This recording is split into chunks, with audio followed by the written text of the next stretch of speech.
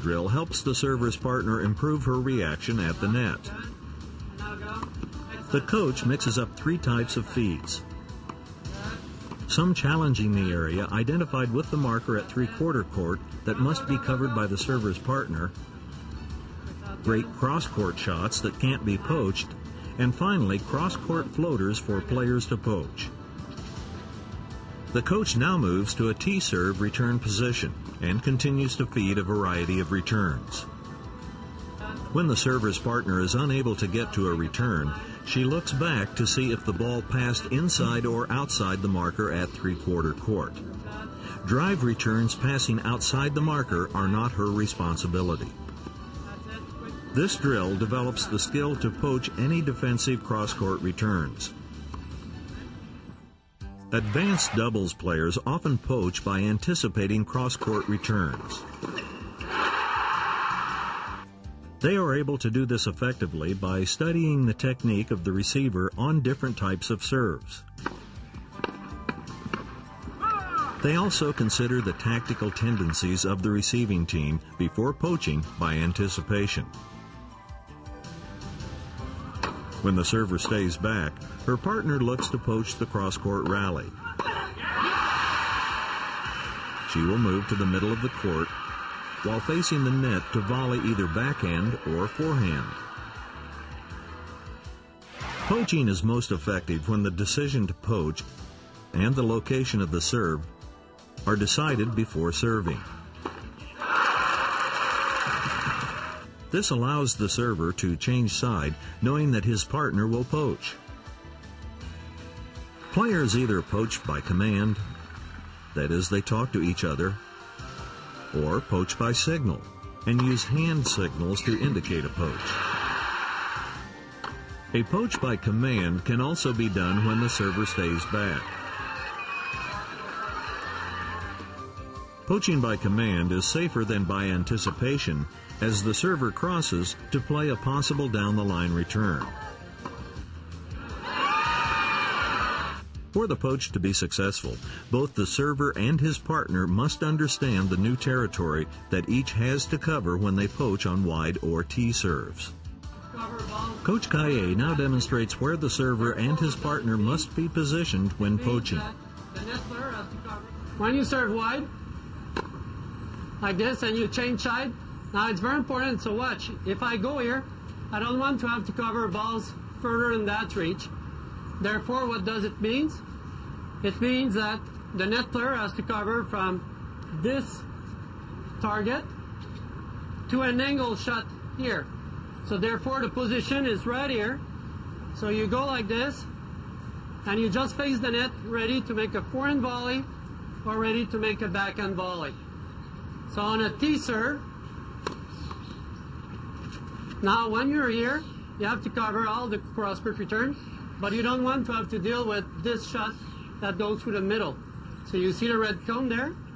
So you as the net player, when you move, you have to be sure you come over here in order to cover that down middle shot and also easily the nice angle return. The command poaching drill helps the server's partner practice correct poaching positioning and movement. The coach begins feeding balls from a wide serve return position. Blue cones have been placed on the court to indicate the territory the poacher must be able to cover. The blue flat marker shows the middle point between the 2 cones. Players first move toward their normal positioning, then quickly move laterally while facing the net, which allows them to hit either a forehand or backhand volley.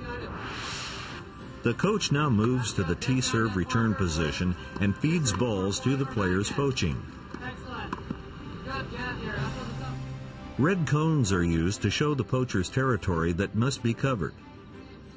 The red flat marker indicates the middle position between the cones. The server's partners continue to practice their poaching movement facing the net. The command poaching drill now progresses to live points, where the serving team plays points mixing up wide and T serves. The serving team talks or uses signals to communicate if they will poach.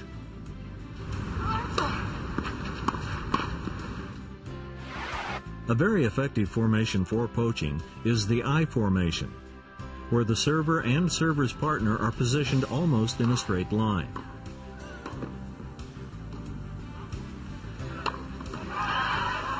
This formation puts pressure on the receiving team because the net player can easily move to either side to intercept the return. There are several variations when using the I formation. The player can be close to the net in the knee-down position.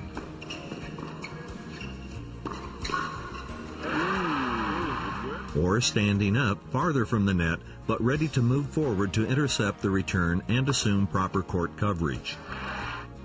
The key to using the I formation successfully is for each player to know how to cover their areas of responsibility.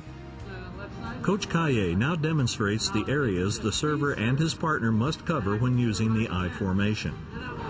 When you serve from there, and I'm doing the I formation, if it's a wide serve and I go to the right, then I will take my normal position at the net on a wide serve, because you're on the left side and I'm on the right side.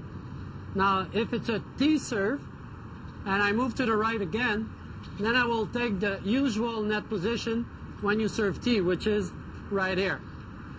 Now, if we decide to cross, so like if we're crossing, now I want to go left, we have seen on a wide serve that if I poach, I don't have to go further than that, so I will fake and just be here, and from here I can cover all the angle return. Okay?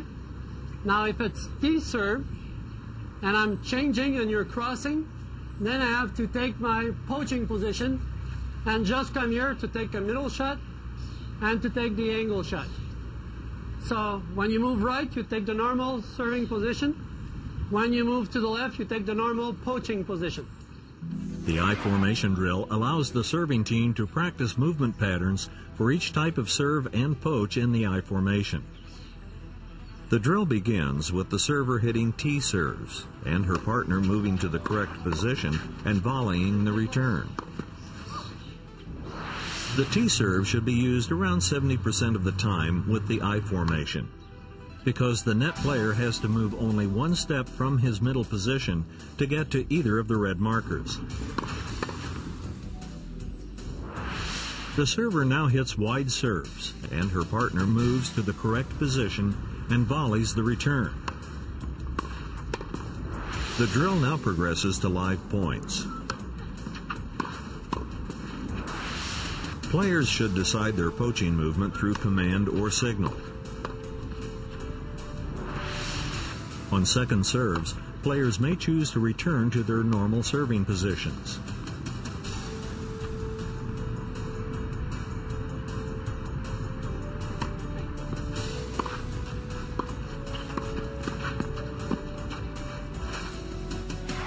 Now we'll look at the positioning and court coverage of the serving team when they're at the net. The server positions himself in the middle of the court and is responsible for all cross-court drives. When both players on the serving team are at the net, they should move laterally in a windshield wiper pattern, as we see here. This type of movement is often seen when opponents are both on the baseline.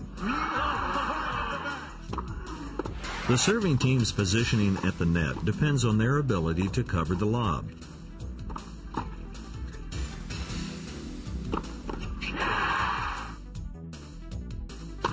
No matter who chases the lob back,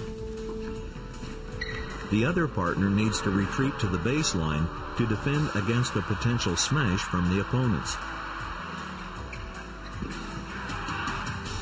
After a cross-court volley, the server needs to recover toward the middle of the court. This positioning allows him to cover all shots passing through the middle. Coach Cayer now demonstrates the correct court coverage when the serving team is at the net. If you stay here, you see a great angle shot pass just beside you, so you're too close over there.